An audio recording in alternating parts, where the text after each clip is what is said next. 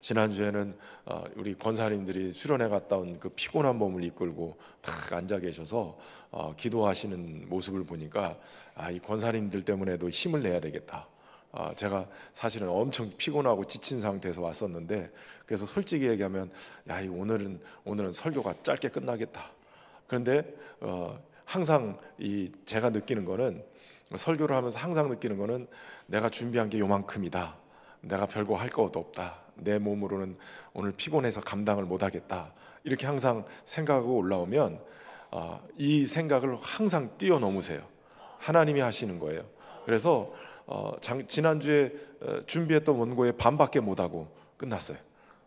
그래서 이걸 어떻게 해야 되나. 그런데 저를 그냥 가만히 내버려 두면 밤 12시까지도 할 수도 있는 상태였는데, 그 다음날 온가족 새벽 기도가 있으니까 그것 때문에 참고 그러고선 원고를 끊고 설교를 끊고 그러고 왔어요. 여러분, 항상 느끼는 거지만 설교는, 하나님의 말씀은 성령께서 역사하셔야 가능한 거예요. 듣는 자도 깨달을 때 아무리 설교를 달변을 하고 막 배꼽 잡고 웃고 펑펑 울고 막 이래도 성령이 그 영혼을 터치하지 않으시면, 그러면 어떤 역사가 일어나지 않아요.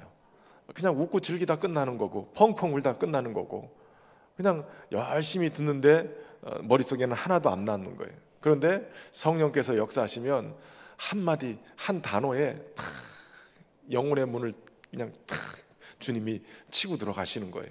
그래서 마음 신비에, 마음판에 팍 그 하나님의 말씀이 새겨지게 만들거든요. 그러니까 목사도 설교를 준비할 때 하나님이 딱 깨닫게 하신 그 설교가 있어요. 말씀을 준비하다가도 딱 한 부분에서 막 본인이 은혜 받으면서 깨닫게 한 거는 십몇 년이 됐어도 그거는 머릿속에 남아 있어요. 그런데 막 급하게 준비해서 막 설교를 막 이렇게 해서 하면, 어떤 때는 이거 너무 잘 준비했어 이래도 은혜 받는 사람이 없어요. 어떤 날은 정말 형편없이 나는 이렇게 오늘도 안타는 고사하고 삼진아웃 당했다 이러고 내려가도, 어떤 사람은 그 설교를 듣고 막 은혜를 받았다 그러고. 그래서 설교는 목사가 잘해서 하는 게 아니라 성령이 역사하셔서 하시는 거예요. 그래서 지난주도 정말 피곤했는데 하나님이 확 붙잡아 주셔서, 들을 귀가 있으면 그게 되는구나.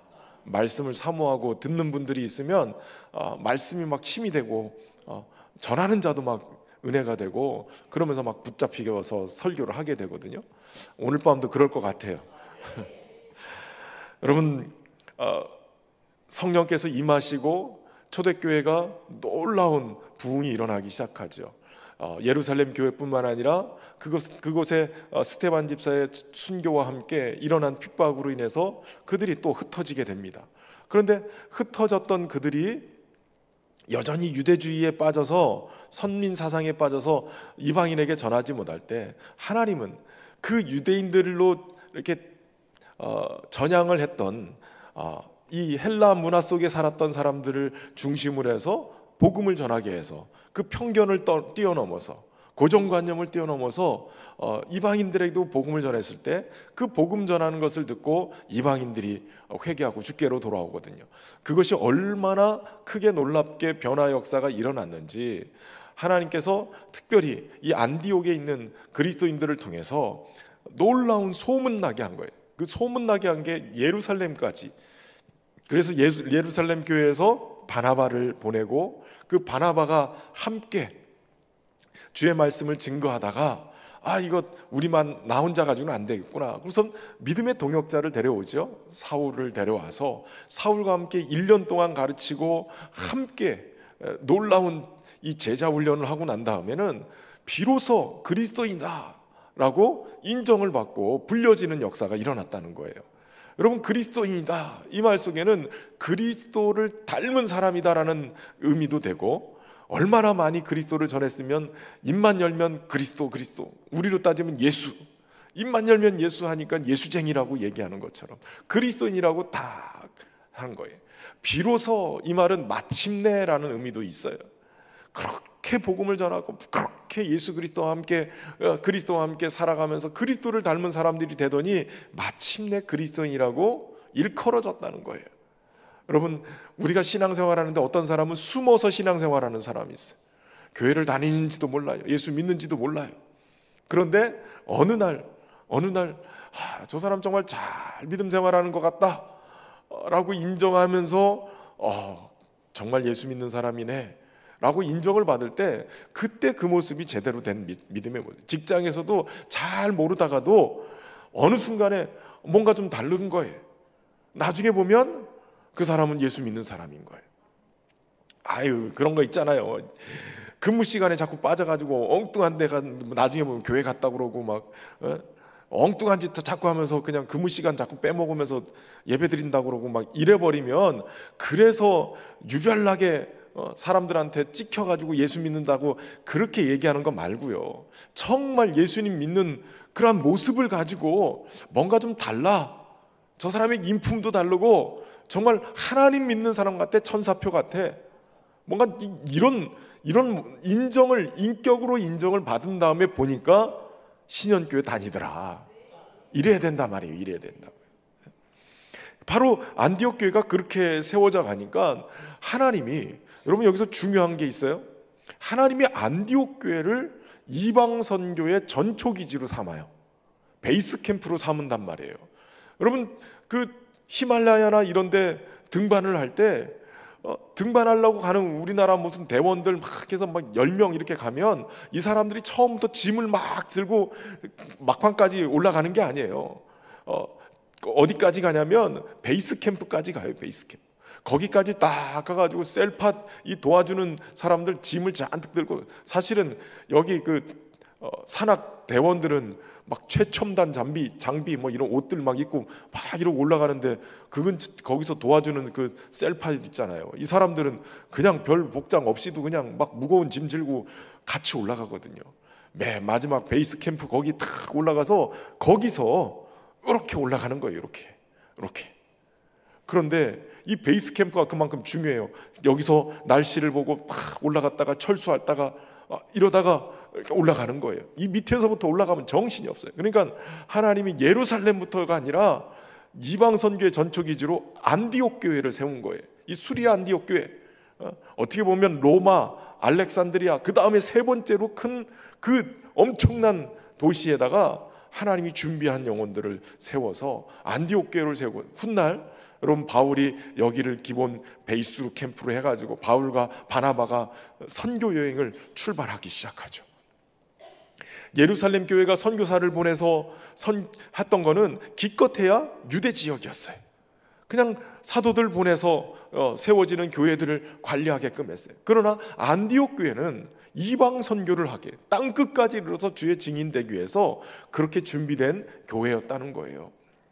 저는 소망하기는 우리 신현교회가 지금까지도 이렇게 선교의 일들을 감당했는데 좀 더 넘치도록 선교의 귀한 일들을 감당하고, 어떻게 보면 그냥 선교의 전초기지처럼 그렇게 쓰여지기를 소망합니다. 우리 거제 지역에 뭐 2만 명의 노동자들이 왔다고 그러는데, 그럼 그분들을 어떻게 전도를 해야 될까 여러 가지 고민도 하고 있어요. 근데 어찌 됐든 간에 가서 만나서 전도하기도 어렵지만 왔는데 그거 뭐 전도를 못하면 되겠어요. 근데 물론 이제 모슬렘 사람들이 많기 때문에 쉽지는 않아요. 그러나 교회가 또 그것도 준비해 나가야 되는 건 분명한 거예요. 여러분, 그럴 때 하나님이 우리 교회를 쓰시는 그런 역사가 있길 바랍니다. 그러기 위해서 해야 될 일이 뭐냐면 자꾸 편견에 사로잡히지 말라는 거예요.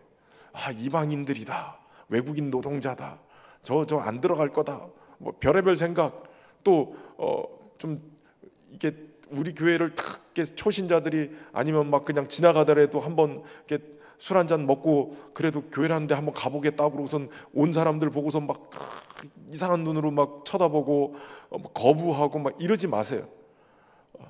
그냥 누가 와도 저 영혼을 하나님이 부르시나 보다, 하나님께서 저 사람을 데려다가 또 어떻게 쓸지 모르잖아요. 하나님이 한 사람, 이 사울과 같이 대적자가 돼서 스데반을 죽이는데 앞장서고 교회를 핍박했던 사람도 데려다가 주의 복음을 전하는 이방인의 사도로 쓰신 것처럼 그 사람을 어떻게 쓸지 모르는 거예요. 아직도 안 믿는 남편들 어떻게 쓸지 모른단 말이에요.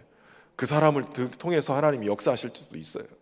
그러니까 자꾸 편견에 사로잡히지 마세요. 나는 복음을 받아서 교회 와가지고 하나님이 나를 택하셔서 나는 하나님의 거룩한 자녀가 됐다. 이 자부심은 좋은데 나는 거룩한데 저 사람은 안 거룩하다고 자꾸 이상한 편견을 가지고 그 사람을 정죄하지 말라는 거예요.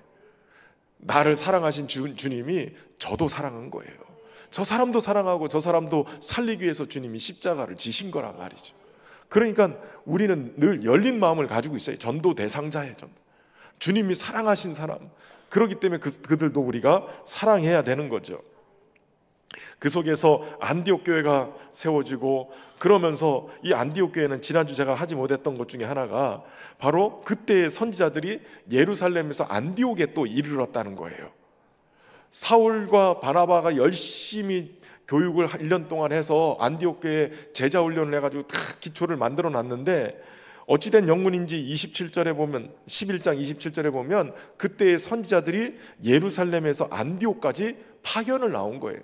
바나바만 파견된 게 아니라 선지자들이 바로 이 안디옥 교회에 있어요. 여기 선지자들은 공동체를 위로하고 격려하고 안위하는 사람들, 그 중에는 또 은사로 미래를 예언하는 사람들도 있었어요. 그런데 이들이 도대체 왜 안디옥에 왔는지는 모르나, 그러나 안디옥 교회 소식을 듣고 도리어 교회의 덕을 세워서 교회를 더 든든하게 세워가기 위해서 그들이 왔던 거는 분명해요. 여러분, 다시 말하면 은사자들이 왔다는 거예요. 은사를 가지고. 근데 이게 참 큰일인 게, 교회가 은사자들이 잘 있으면 그 은사의 목적이 뭐냐면 교회의 덕을 세우고 교회를 든든하게 세우기 위해서 은사를 주님이 사용하세요. 근데 은사에는 두 가지 종류가 있어요. 하나는 성령의 나타나심의 은사, 다시 말하면 방언이나 통역이나 뭐 병고침의 은사나 여러 가지 은사. 또 하나는 직분의 은사가 있어요. 직분의 은사. 가르치는 자, 선지자, 교사, 또 우리로 따지면 찬양대, 이런 은사가 있어요. 그러니까 직분의 은사가 있고 성령의 나타남의 은사가 있어요. 그런데 그 은사의 대부분은 교회를 세우기 위한 거예요. 근데 은사를 받았다고 그러고선 가끔 가다가 이렇게 예언의 은사를 받았다든지, 내지는 무슨 뭐 병 고치는 은사를 받았다든지, 뭔가 탁출나게 막 드러나는 어떤 은사자들이 가끔 가다가 교회를 막 흔들어 놓는 경우가 너무 많아요. 이제 한국 교회는 이 오순절 계통의 뭐 교회에서 오신 분들도 계시지만, 그런 쪽에서 이렇게 은사를 체험하신 분들도 계시고, 또 기도 많이 한다는 권사님들이 또 은사자들이 많아요. 그 은사를 가지고선 막 사역하는 게 좋은데, 덕을 세우는 일이면 괜찮은데 덕을 세우지 않고 자기를 자꾸 세워요. 내가 이런 은사를 받았으니. 근데 여러분, 여기서 중요한 거는 성령의 은사에 대해서 연구를 하다 보면, 은사는 잘 안 믿어지는 상처를 받은 사람에게 하나님이 믿어지게 하기 위해서, 표시를 내기 위해서 주신 경우가 많아요. 다시 말하면, 여러분, 우리가 이렇게 사람과의 관계 안에서 상처를 받잖아요. 상처를 받으면 다음부터는 인간관계에 받은 상처 때문에 사람을 잘 못 믿어요. 그렇죠? 아버지와의 관계 안에서 상처를 받은 사람은 하나님을 아버지라고 부를 때 육신의 아버지로부터 받은 그 상처의 잔상이 남아서 하나님을 아버지로 믿을 때 육신의 아버지의 잔상이 하나님 아버지에게 이게 투영이 돼요. 그래서 이 상처가 치유가 되지 않으면 하나님을 아버지라고 부르면서도 잘 못 믿어요. 어정쩡한 거예요. 제가 사실은 신학교 2학년 때 폐결핵이 걸려가지고 신학교를 관둬야 되는 상황이에요. 근데 저는 그때 굉장히 힘겹게 느껴졌던 게 뭐냐면, 아버지가 10년 넘게 중환자실을 왔다 갔다 하면서 그렇게 병을 앓으셨다고 그랬잖아요. 매년마다 달라요. 매년마다 죽을 보비를 넘기고 매년마다 가서 몇 자리 받아와야 되고, 도대체 이게 뭔가 할 정도로, 그래서 푸닥거리도 여러 번 하고 별의별 짓 다 했어요. 그런데 아버지가 그렇게 오랫동안 편찮으시다가 고등학교 졸업하시고 돌아가셨는데, 제가 고등학교 졸업하고 나서도 한 5년 방황하다가 신학을 했는데, 그러니까 아버지 돌아가시고 한 7년 정도 지난 다음에 제가 폐결핵이 온 거예요. 근데 아버지가 돌아가실 때 다른 것 때문에 당뇨 합병증도 있고 마지막 뭐 뇌 종양도 있고 뭐 여러 가지가 막 합병이 있었어요. 그런데 마지막에 폐결핵도 오셨어요. 그래가지고 돌아가셨는데 7년 뒤에 제가 폐결핵에 딱 걸리니까 이 순간 이게 당황스러운 거예요. 마치 아버지의 삶 속에 계속되어졌던 저주가 제 인생에 그대로 이어지는 것 같은 느낌이 들었어요. 여러분, 하나님은 창조주세요. 하나님이 지으신 모든 세계가 하나님이 다스리고 계시고 인도하고 계세요. 그렇기 때문에 인간에게 주신 지혜로, 창조의 지혜로 의사도 만들고 약도 만들었어요. 그렇기 때문에 여러분, 약 먹고 의사의 치료받는 거는 하나님의 창조의 섭리 안에서 얼마든지 우리가 가능한 거예요. 그런데 중요한 거는 그걸 인정하면서도 약을 제가 한 보따리 이렇게 싸들고 오면서도 하나님, 제가 신학을 하고 있습니다. 내가 주의 종의 길을 걷고 있는데 이제 전도사 나간 지 얼마 되지도 않았는데 이 폐결에 걸렸으면 이거 어떡합니까? 용납이 안 됐어요. 이거를 가지고는 앞으로 목회를 못 하겠다는 생각이 들었어요. 그래서 아버지의 그 연약함, 10여 년 동안 계속 병에 그렇게 무기력하게 병 걸려서 그렇게 고생하시고 그러고 계셨던 것이 용납이 안 돼서 도저히 안 되겠다 싶어서 기도원에 들어갔어요. 하나님, 내가 하나님이 창조주심도 믿고 약으로도 얼마든지 고쳐주시는 것도 믿습니다. 이만큼 싸들고 온 이 폐결핵 약, 이거 먹으면 나을 줄도 믿습니다. 그런데 저한테는 그게 문제가 아니라 아버지 때부터 계속 누적돼서 왔던 이 저주스러운 이것이 끊어져야 제가 목회할 수 있을 것 같습니다. 이 병도 하나님이 치료하시는 여호와라 하셨는데, 이 병을 치료하시는 하나님이라고 하셨는데, 내 인생에 내가 주의 종이 되면서 하나님이 치료하시는 하나님이라고 설교를 분명히 할 건데, 이 폐결핵을 치료 못하면 하나님, 난 이 설교 못할 것 같습니다. 그리고 하나님 앞에 기도원에 들어갔어요.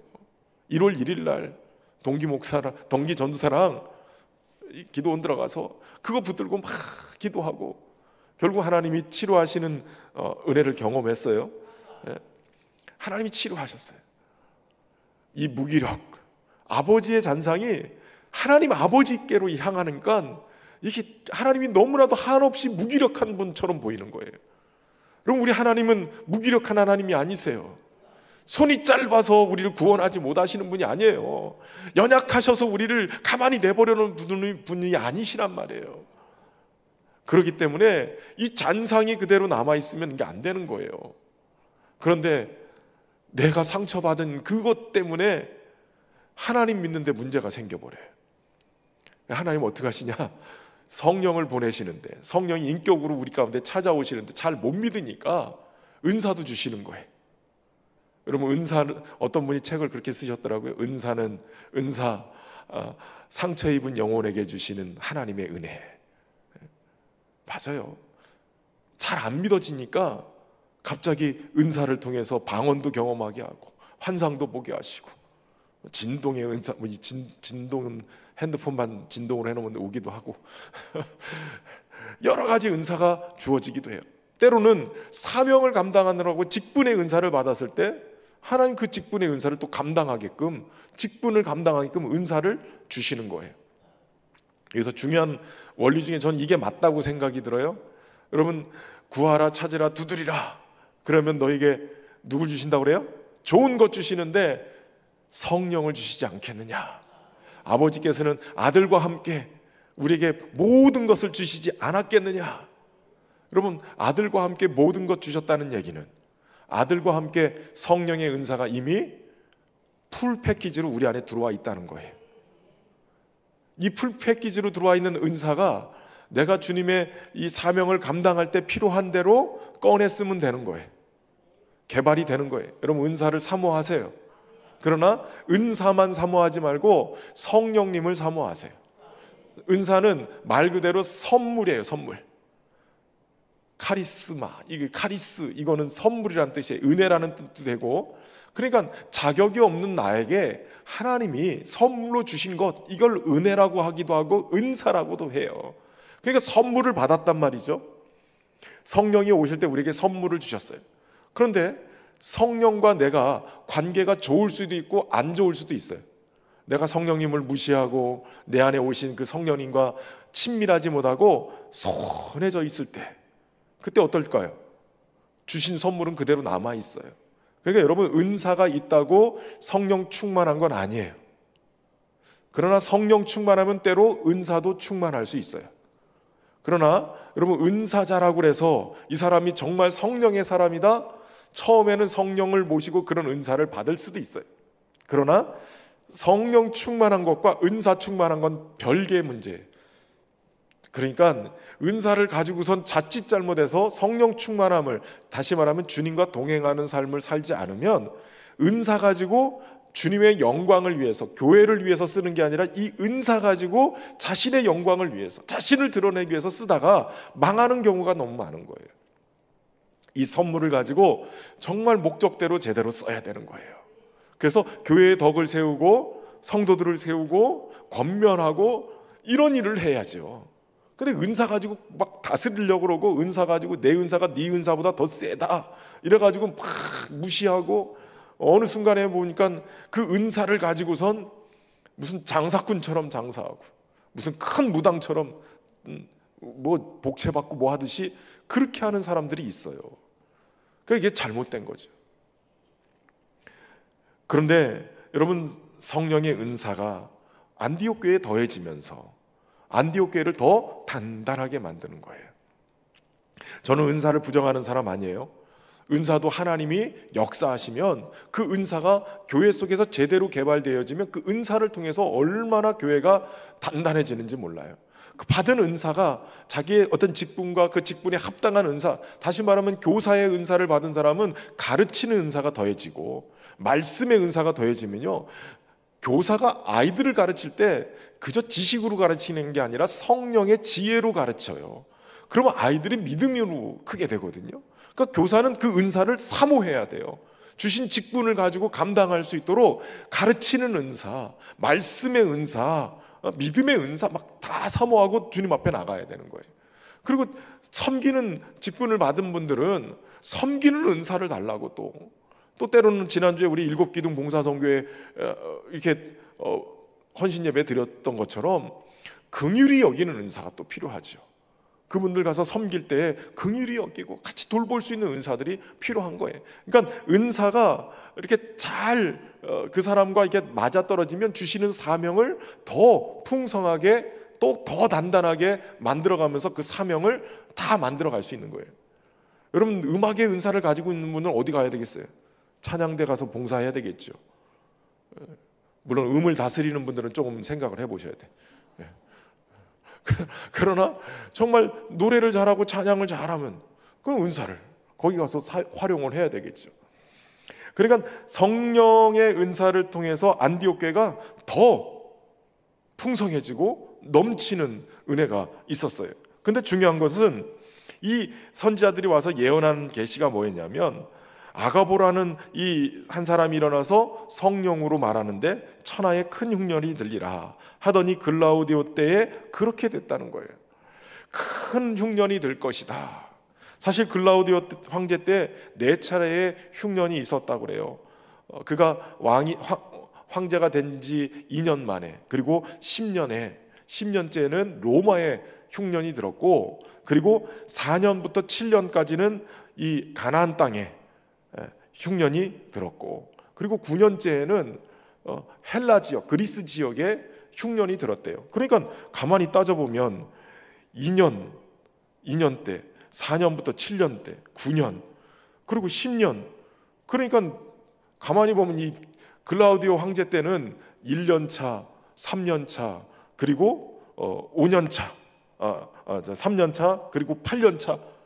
요때만 평년자였고 나머지는 다 흉년이었어요. 그러니까 10년 동안, 그가 다스리는 10년 동안 얼마나 이 지역이 흉년이 들어서 어려웠겠는가. 근데 왜 하필 안디옥 교회 가가지고 그들이 그런 예언을 했을까요? 여러분, 4년부터 7년까지, 그러니까 자그만치 이 팔레스틴 지역에 그러니까 가나안 땅에 예루살렘 교회와 유대에 있는 사마리아에 있는 교회들이 흉년을 경험하고 있을 때 지금 아가보란 선자를 가서 이 안디옥 교회에서 흉년이 들 거다라는 이야기를 하면서 그쪽 지역에 형제들에게 긍휼의 마음을 주고가지고 이들을 도울 수 있도록 만들으셨다는 거예요.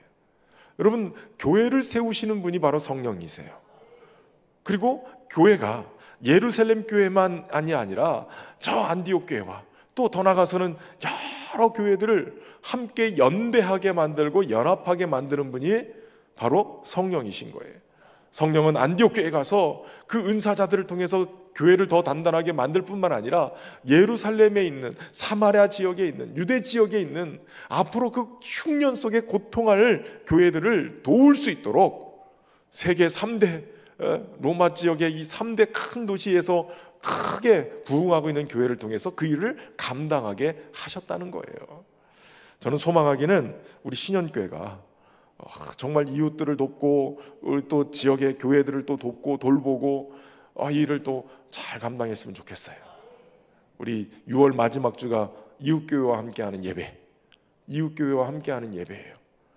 우리 교단뿐만 아니라 우리 거제 지역에 있는 타교단이어도 이번에 보니까 고신교단 2개, 그리고 우리 통합교단이 4개, 6개, 7개죠. 그러니까 5개, 7개 교회에 우리가 파견 나가게 되는데 별거 아닌 것 같지만 이게 벌써 몇 년째예요. 5, 6년 정도 됐어요. 저희가 계속 1년에 한두 번씩 그렇게 이웃교회와 함께 가서 그곳에 가서 어려운 이웃교회지만 함께 예배하면서, 여러분 그렇게 예배하면 대부분 목사님들은요, 그 신현교회에서 오시니까 신현교회 목사님들이 설교하시고 담임 목사가 제가 가면 또 담임 목사 설교하라고 막 그러는데 절대 안 하거든요. 왜냐하면 그분이 설교해. 우리 성도들이 은혜를 받아야 되고. 근데 그렇게 되잖아요. 목사님들이 막 부흥사가 돼요. 부흥사가 맨날 할머니 3분 앉혀놓고 설교하다가 막 젊은이들까지 꽉 채워가지고 한 4, 50명씩 본당을 꽉 채워서 있으면 목사님들이 기가 살아요. 하나님이 나를 잊지 않고 나에게 이렇게 은혜를 주신다. 그러니까 막 저는 그분들이 신현교회 와서 설교하면 더 잘할 것 같아, 저보다. 저는 그 교회 가면 아주 죽을 쓰고 있을 것 같고. 그런 거예요. 목사님들이 막 힘을 내죠. 사모님들도 막 위로가 되는 거예요. 우리가 버려진 게 아니라 하나님이 기억하고 계시다. 그래서 막 힘을 내는 거예요. 그게 얼마나 귀한 일이에요. 저는 우리 교회가 하나님 나라를 꿈꾸면서 교회들이 연합하고 하나 되어지는 귀한 일에 또 함께 섬기고 할 수 있는 곳 되기를 바랍니다. 찬양하고, 지난주에 할 거 이제 빨리 끝냈으니까 이번 주에 해야 되는데 벌써 시간 다 됐네. 자, 오직 주의 사랑에 매여 함께 찬양하겠습니다.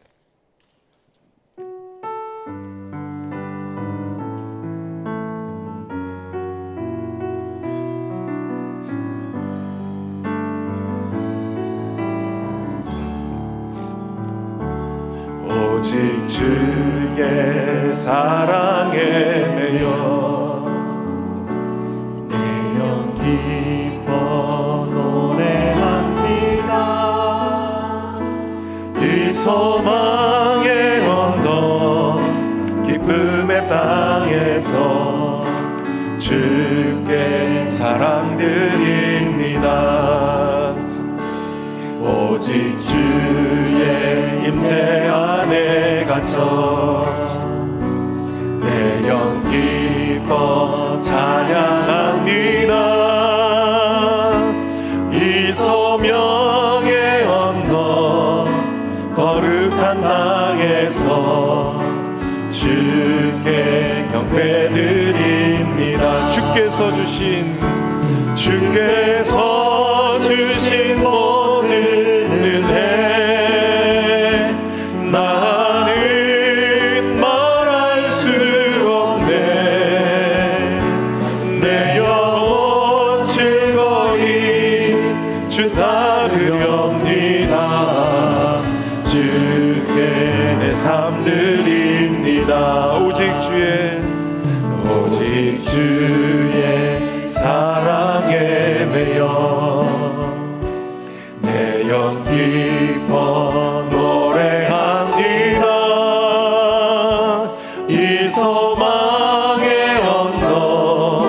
기쁨의 당에서 주께 사랑드립니다. 오직 주의 임재 안에 갇혀 내 영 기뻐 찬양합니다. 이 소명의 언덕 거룩한 땅에서 주께 경배드립니다. 주께서 주신 모든 은혜 나는 말할 수 없네. 내 영혼 즐거이 주 따르렵니다. 주께 내 삶 드립니다. 주께서 주신 모든 은혜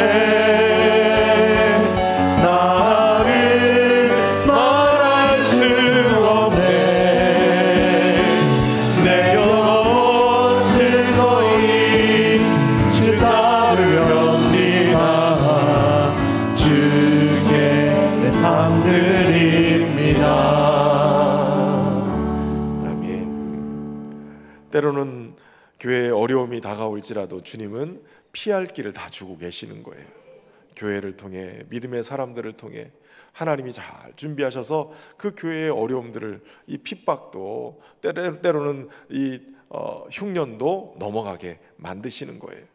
하나님이 죽으라고 밀어놓으시는 것이 아니라 살리려고 밀어놓으시는 거예요. 요셉을 미리 보내서 야곱의 가정을 돌보게 하신 것처럼 흉년도 때로는 도리어 하나님이 요셉을 들어서 하나님의 구원의 역사를 드러내려고 일하시는 거란 말이죠.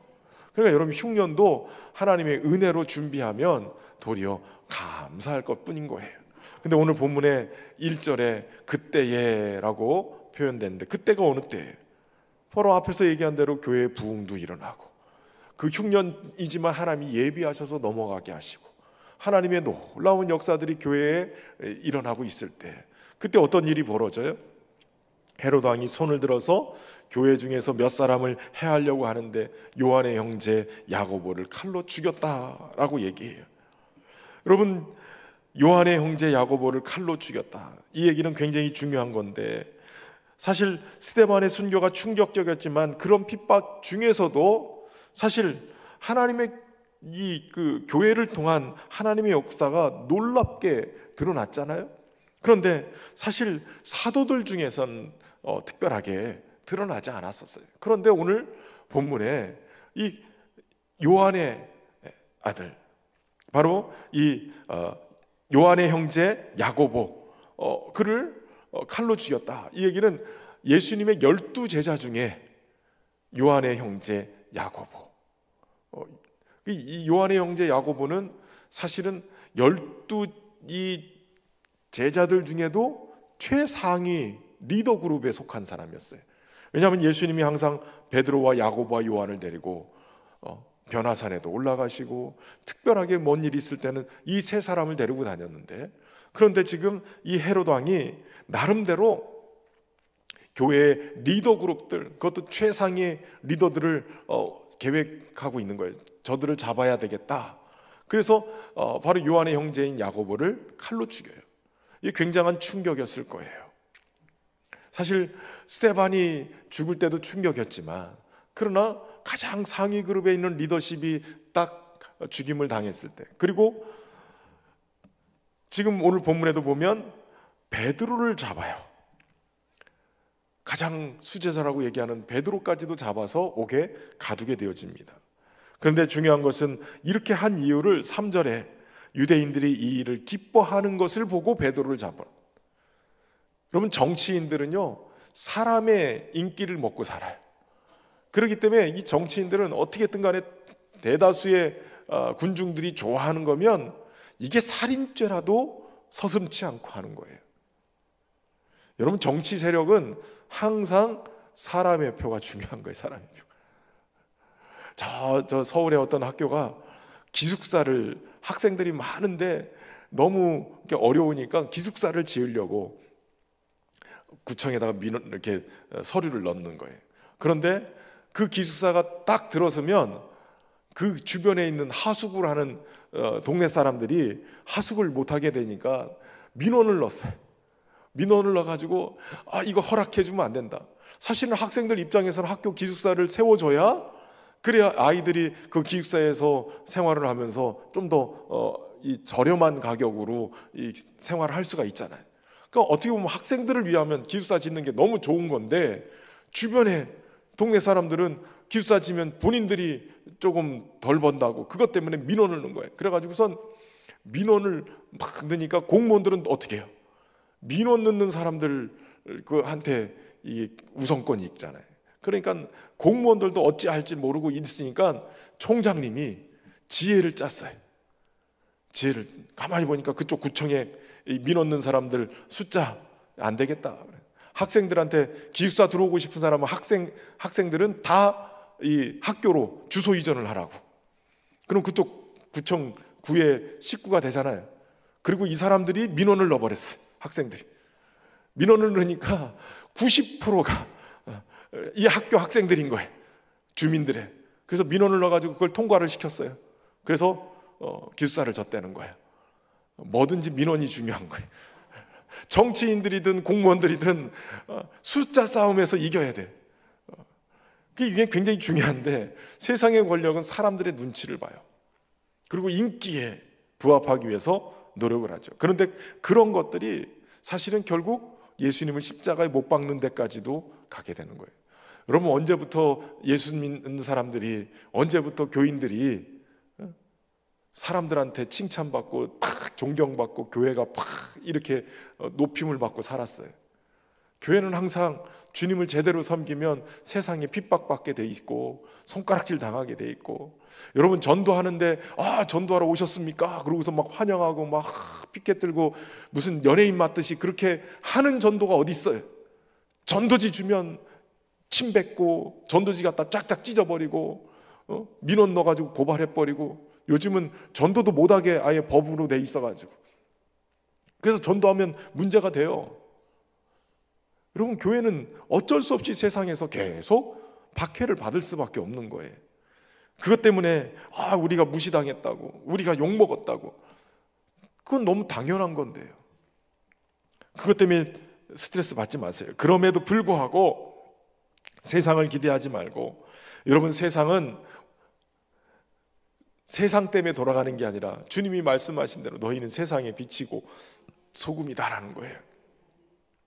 우리가 주님 안에서 제대로 서 있기만 하면, 그러면 주님이 오실 날까지 우리가 핍박받으나 열심으로 주님을 의지하고 살아가면 그러면 되는 거예요. 여러분, 세상은 교회를 항상 핍박하고 위협하고 방해를 해요. 그럼에도 불구하고 놀라운 일은, 그럼에도 불구하고 주의 복음은 역사하고 있다는 거예요. 도리어 박해가 심해지면 심해질수록 교회는 더 생존하고 있어요. 엄청난 복음의 역사들이 막 일어나요. 모슬렘 지역에 복음을 전하면 막 엄청나게 핍박을 받는 것 같고 큰일 나는 것 같은데, 도리어 지금 복음이 전해지는 곳이 바로 이 모슬렘 지역이 어마어마하게 전도가 되고 교회가 세워지고 엄청난 핍박 속에서도 되는 거예요. 그런데 한국 교회는 그렇게 핍박이 별로 없으니까 힘이 빠졌어요. 예전에는 막 야생이 뭐가 이렇게 힘이 있었는데, 그래서 막 핍박을 받으면서도 교회 가가지고 기도하고 밤샘 처리하고 산기도 하고 막 어쨌든 나무 뿌리라도 뽑으려고 막 그러고서 막, 그러니까 그 야성이 기본적으로 있었단 말이에요. 근데 요즘은 기도도 안 하고 뭐 그런 힘이 없으니까 조금만 건드리면 그냥 손대면 톡하고 터지고 자꾸 무너지고. 아니, 그놈의 예전에는 그렇게 구박을 당하면서도, 가정에서도 막 핍박을 당하면서도 예수 믿고 막 그렇게 교회 다니고 그랬는데, 교회 안에서 조금만 부딪혀도 픽 해가지고 교회 안 나온다 그러고 딴 데 간다 그러고 픽 하고 돌아서 버리고. 아유, 왜 이렇게 상처들을 많이 받으시는지 잘 모르겠어요. 여러분, 은혜 속에 사시길 바랍니다. 좀 이게 그 힘이 있어야죠. 믿음의 힘이 있어야죠. 상처도 준다고 자꾸 뭐 좋은 거라고 그걸 자꾸 받으세요. 내가 면역력이 높으면요, 아무리 이것저것 오염된 것들을 마시고 벌 다 해도 병 안 나요. 요즘 애들이 흙 먹고 이렇게 안 지내서 애들이 자꾸 아픈 거예요. 예전에 저희 어렸을 때 그냥 막 다 흙 먹고 막 살고 그랬어요. 그냥 뭐 산으로 들로. 그래도 그렇게 멀쩡하게 살았는데 요즘 너무 막 그냥 막 너무 위생관념이 없어서 그런가 제가 너무 깨끗하니까 그래요. 너무 깨끗하니까. 그럼 믿음의 세계도 그렇다고 막 아무데나 가서 뒹굴라는 소리가 아니에요. 이 야성이 있어야지. 야성이. 조금만 핍박한다고 그냥 주저앉고. 여러분 신앙생활을 이렇게 제가 목회를 하면서 이렇게 경험해 보면 항상 어느 때 시험이 드냐면, 어느 때 문제가 터지냐면 내가 은혜 받고 뭔가 해보려고 그럴 때 항상 문제가 생겨요. 교회 등록하고 막 다녀보려고 그러면 교회 집안일에 뭐가 터지고 누가 아프거나, 또 내가 은혜 받고 뭔가 해보려고 그러면 뭔가 또 자꾸 터져요. 그런데 그렇다고 주저앉으면 끝나는 거예요. 근데 그럴 때일수록 더 어떻게 해야 돼요? 더 믿음의 자리를 와야 돼요. 기도하는 자리 와야 되고 예배하는 자리 다 와야죠. 주님을 꽉 붙잡아야, 그래야 사는 거예요. 그래야. 목회를 하면서 항상 안타까운 게 그거예요. 뭔가 좀 서서 뭔가 하나님 은혜를 받을만 하면 터지는데 그때 포로록 하고 또 내려가요. 그러다가 한참 방황하다가 또 다시 와가지고 또 하다 보면 또 그 문제가 또 터져요. 여러분 누구 때문에 상처받는 사람은 그 사람 말고도 또 다른 사람이 와서 똑같은 얘기하면 또 상처받아요. 이걸 넘어서야 돼요. 넘어서야 돼요. 신기한 거는 제가 교회를 여러 군데 다녀본 건 아니지만, 그러나 이 교회에 있던 권사님, 막 속색이고 힘들게 했던 그 권사님, 이 교회 오면 없을 줄 알았더니요, 이름만 바뀌고 똑같은 사람 또 앉아 있어요. 이 교회 오면 없는 줄 알았더니 얼굴만 달랐지 그 사람이 똑같이 있더라니까요.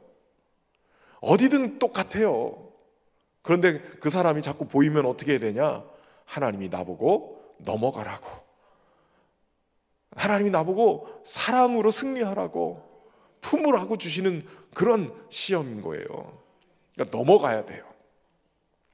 또 시험 보는구나 생각하고 과락하지 말고 시험 보고 통과하셔야 돼. 넘어가세요. 그 넘어가야 승리가 되고 내가 믿음이 성장이 일어나죠. 그 자꾸 꺾어지면 계속 주저앉는 거예요. 여러분 교회는 지금 요한의 형제 야고보가 죽임을 당했어요. 그리고 베드로가 감옥에 갇혔어요. 교회가 어떻게 해야 될까요? 야, 우왕좌왕하고 큰일 났다, 우리도 잘못하면 죽겠다 이러고 어떻게 했을까요? 다 뿔뿔이 흩어졌을까요? 그러지 않았어요. 지금 교회가 어떻게 했어요? 그들이 이 모습을 보고 그들이 모여서 하나님 앞에 간절히 기도했어요. 5절의 후반부에 보면 교회는 그를 위하여 간절히 하나님께 기도하더라. 교회는 기도하는 거예요. 기도. 어려움이 찾아오면 기도하는 거예요. 여러분 교회라고 했을 때 그냥 뭉퉁거려서 교회가 아니라 내가 교회란 말이에요. 가끔가다 이런 분들이 있어요. 교회가 왜 그러냐고. 교회가 사랑이 없다고 그러고서 막 손가락질하고 막 이러는 분들이 계세요. 여러분 그 교회가 자신이에요. 자신. 내가 교회란 말이에요. 내가 교회이니까 내가 사랑이 없다고 비판할 게 아니라 내가 사랑하는 자가 되면 되잖아요. 상처받는다고 뭐라고 할 게 아니라 내가 그 상처를 뛰어넘은 사람이 되면 되잖아요. 그걸 극복하고 내가 교회가 되면 되는 거예요. 교회가 어떻게 했느냐? 기도하는 거예요. 여러분 교회는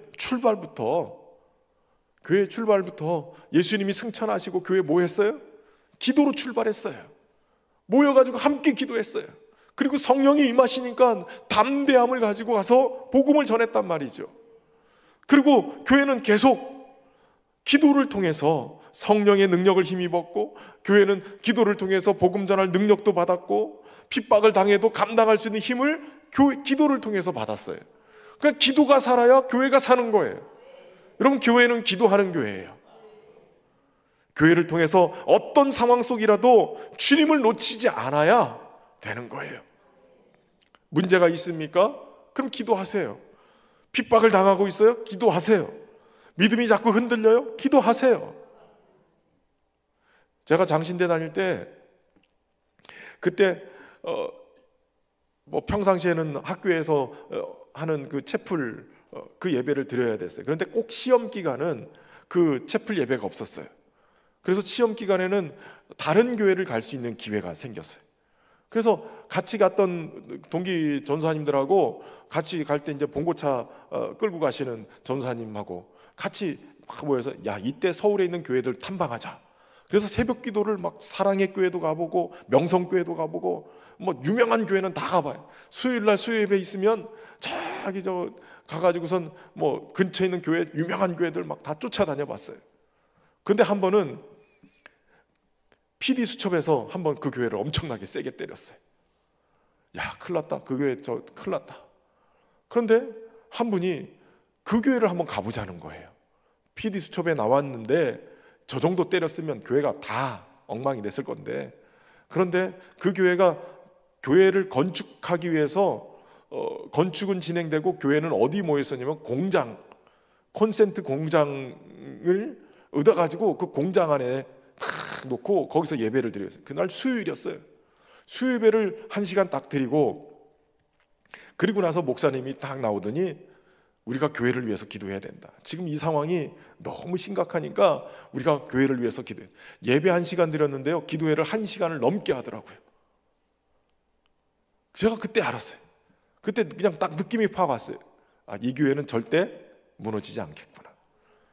예배 1시간 드리고 1시간을 기도해야 하는데도 안 끝나는 거예요. 얼마나 뜨겁게 기도하든지요. 시험이 왔는데 나중에는 그 PD수첩이 미안하다고 사과문 냈더라고요. 여러분, 중요한 거는 교회는 시험이 오면 기도해야 된다는 거예요. 시험은 얼마든지 통과할 수 있어요. 기도해야만 통과하는 거예요. 기도하는 교회는 통과할 수 있어요. 그러나 기도가 멈추면 교회는 시험 들고요, 기도가 약해지면 힘을 잃고, 기도가 멈추면 교회는 무너져 버려요. 그렇기 때문에 기도는 부흥의 동력이 되고, 교회는 기도해야 숨쉬고 힘을 얻고 감당할 수 있게 되는 거예요. 그렇기 때문에 교회는 기도해야 돼요. 끝장 보는 기도가 필요해요. 여러분, 끝장 보는 기도는 시험을 끝장낼 때까지 기도하는 게 끝장 보는 기도예요. 시험이 든다 자꾸 흔들리지 말고 끝장내세요. 끝장내세요. 시험을 박살내고 내가 주님 안에서 승리했노라고요. 흔들리기보다는 그들은 기도를 택하고 기도하기 시작했어요. 놀라운데 나중에 베드로가 풀려나서 그래서 가보니 어디였어요? 12절에 보니까 마가라 하는 요한의 어머니 마리아의 집에 갔다 그래요. 이게 어디예요? 여기가 성령 충만을 받았던 오순절 마가다락방 거기거든요. 거기 가보니까 뭐 하고 있었어요? 여러 사람이 거기에 모여 기도하고 있더라. 계속 기도하고 있었던 거예요. 끝장내는 기도. 여러분, 기도하니까 어떤 일이 벌어져요? 헤롯이 잡으러 가지고 베드로를 갖다가 두세 사슬에 묶어가지고선 그러고선 감옥에 집어넣어놨어요. 그런데 7절에 보니까 호련히 주의 사자가 나타났다는 거예요. 파수꾼들이 문 밖에서 옥절들이 막 지키고 있고 쇠사슬로 묶여 있는데도, 그런데도 호련히 주의 사자가 나타나서, 그래서 드라마틱하게 짠 하고 나타나서 베드로를 데리고 나오는 거예요. 여러분, 기도는 주의 사자를 움직여요. 우리가 기도하면 하나님의 보좌에 상달되죠. 우리가 말할 수 없는 탄식함으로 우리를 위해서 간구하시는 성령이 우리 안에서 기도의 동력을 막 일으켜요. 그러면 우리가 기도하면 이 기도가 여기 안에서 막 우리 핸드폰 이렇게 통화할 때 기지국을 통해서 딱 다른 나라여도 거기에 전화가 딱 연결돼 가지고 통화가 되는 것처럼 여기서 하면 하늘 보좌 우편에 계신 우리 주님이 우리 안에 성령께서 올려주시는 그 기도를 받으셔가지고 하나님 바로 옆에서 귀에 대고, 주님, 하나님, 아무개가 이렇게 기도해요. 그러고선 귀청이 떨어지도록 막 외친단 말이에요. 우리 주님이 하늘에서 그거 기도하고 계시단 말이에요. 기도하고. 그러니까 우리의 기도가 삼위일체 하나님이 역사하시는 거예요. 주님의 마음에 합당한 기도가 막 올라가고 주의 백성들이 이렇게 주님 앞에 막 기도하면, 시험이 와도 낙심하지 않고 믿음으로 기도하면 하나님 마음은 막 움직이기 시작해요. 그럼 하나님이 어떻게 하시냐면 주의 사자를 보내시는 거예요. 여러분, 기도는 천사를 동원시키는 거예요. 우리가 기도하면 천사가 역사해요. 여러분, 천사가 나타나서 베드로를 묶고 있었던 쇠사슬을 일으켜 세우니까 그 손에서 벗겨지는 역사가 일어나요. 파수꾼이 있었는데 첫째, 둘째 파수꾼을 그냥 지나쳐가게 만들어요. 쇠문에 이르렀더니 문이 저절로 열려요. 여러분, 천사가 역사하고 기도를 통해서 하나님이 보내신 주의 사자가 역사하니까 풀어지고 열려지는 역사가 일어나는 거예요. 여러분의 가정과 삶의 자리에 묶여있던 모든 것들이 풀려지는 역사가, 또 닫혀있던 문이 열려지는 역사가 여러분의 기도를 통해서 일어나기를 주의 이름으로 축원합니다. 하나님이 천사를 보내시는 거예요. 여러분, 근데 놀라운 거는 베드로가 이것을 깨달았어요. 처음에는 이게 환상을 보는 거다 이렇게 생각을 했는데 11절에 보니까 정신이 들어서 이제야 참으로 주께서 천사를 보내서 나를 헤롯의 손과 유대 백성의 모든 기대에서 벗어나게 하신 줄 알겠노라 하며 깨닫고, 이렇게 표현해요. 여러분, 주시는 은혜가 뭔지 아세요? 깨닫는 거예요. 깨닫는 거. 여러분, 기도할 때 깨닫는 역사가 일어나요. 우리가 기도할 때 기적이 일어나고 역사가 일어나는데, 기도하지 않고 그런 역사가 일어나면 깨닫질 못해요. 근데 기도하면 하나님이 일하심이 보여요. 아, 이래서 이랬구나, 하나님 이렇게 도우셨구나, 간증하게 되는 거예요. 여러분, 깨닫는 게 은혜인 줄로 믿습니다. 깨닫지 못하면 천사의 도움도 주님이 함께 하심도 알지 못하고 그냥 지나가요. 그냥 다 우연이라고 생각해요. 근데 기도하는 사람들은 깨닫는 역사가 있어요. 하나님이 하셨습니다. 그런 고백이 저와 여러분 안에 있기를 바랍니다. 근데 놀라운 거는 베드로예요. 여러분, 베드로는 참 기가 막히죠. 기도할 때 우리가 어떤 은혜를 받느냐? 평안의 복을 받아요. 베드로가요, 잡혀서 들어갔는데 밖에서 또 엄청난 기도를 하는데 베드로를 두세 사슬로 꽁꽁 묶었는데 천사가 도착했죠. 7절 후반부에 보니까 베드로가 뭐 하고 있어요? 자고 있어요. 그것도 얼마나 자는지, 광명으로 비쳤으면 웬만하면 막 뭐가 환하게 비치면 번쩍 일어날 텐데, 아니면은 안 자고 있으면, 근데 얼마나 잤는지 광명으로 환하게 비쳤는데도 자고 있으니까 천사가 옆구리를 쳐서, 제가 볼 때는 옆구리를 쳤을 때 뭐 이렇게 앉아가지고 이렇게 흔들어 깨웠을 수도 있겠지만 발로 찼을 것 같아. 발로 옆구리를 쳐가지고 깨워서 급히 일어나라. 그 정도로 푹 잤다는 얘기예요. 푹 잤다는. 그리고 심지어는요, 띠를 띠고 신을 신으라 라고 얘기해요. 이 얘기는 무슨 얘기예요? 신발도 벗고 허리춤도 이렇게 띠도 풀르고, 심지어는 천사가 겉옷을 입고 따라와라 그러니까 겉옷도 다 벗고 있었어요. 그러니까 완전히 잘 준비를 하고 잠옷 입고 주무시고 계셨던 거예요. 어떻게 이럴 수 있을까요? 감옥에 갇혀서 당장 내일 사형에 처할 수 있는 베드로인데, 그런데 베드로는 도리어 다 신발도 벗고 겉옷도 벗고 그냥 깨워야 일어날 정도로 푹 주무시고 계셨어요. 여러분, 기도하는 하나님의 사람들은요, 평안의 복을 주셔요. 왜냐하면 주님이 책임질 걸 아니니까. 저 죽으면 어때? 죽으면 하늘나라 갈 건데. 주님이 지키고 계시는 거예요. 여러분, 마가복음 4장에도 보면 예수님께서 제자들하고 저쪽변에 건너가자 하고 배 타고 가다가 갑자기 큰 폭풍을 만나요. 그래서 배가 잠기게 되니까 놀래가지고 제자들이 주님을 막 찾았더니 주님은 저쪽 고물에서 베개를 메고 주무시고 계시는 거예요. 쫓아가서 막 예수님을 깨우죠. 우리가 죽게 된 것을 돌아보지 않습니까? 예수님이 일어나서 바람과 바다를 꾸짖으시는 거예요. 여러분, 제자들은 그 환경을 보면서 죽을 것 같았어요. 두려웠어요. 잠도 못 자는 그 상황에 어떻게 잠을 잘 수가 있어요? 그런데 주님은 주무시고 계셨어요. 어떻게 해요? 풍랑과 바다를 꾸짖어 잠잠케 할 수 있는 능력이 주님 안에 있는 것을 알기 때문에요.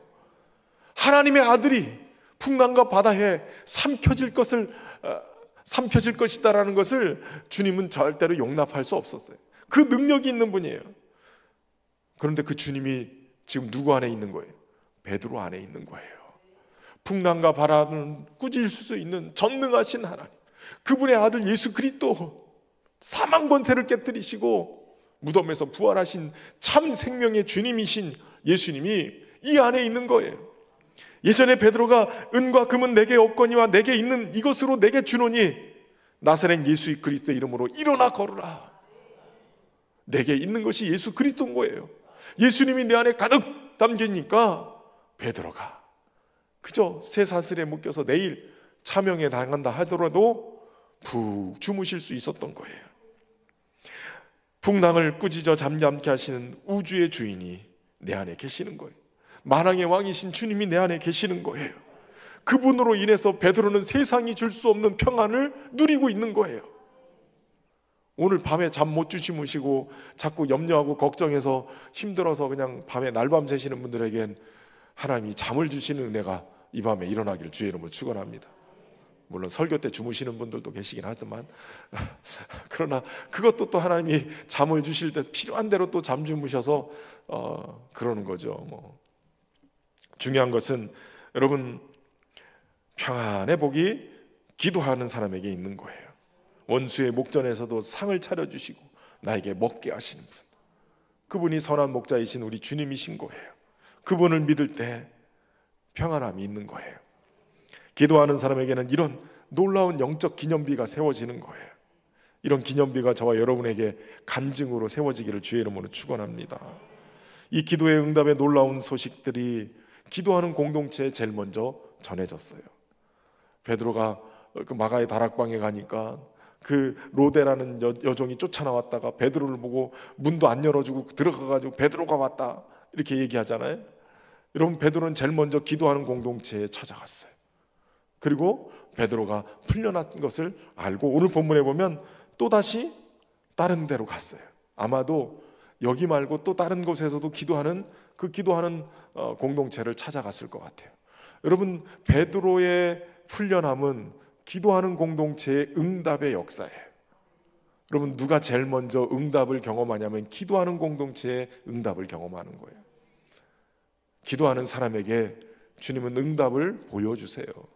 기도하지 않으면 응답이 있어도 깨닫지 못하니까 그냥 흘러가요. 주님의 은혜가 아닌 거예요. 여러분, 우리의 삶을 기도를 통해서 주님을 경험하고 간증으로 세워지는 그러한 귀한 역사가 있기를 주의 이름으로 축원합니다.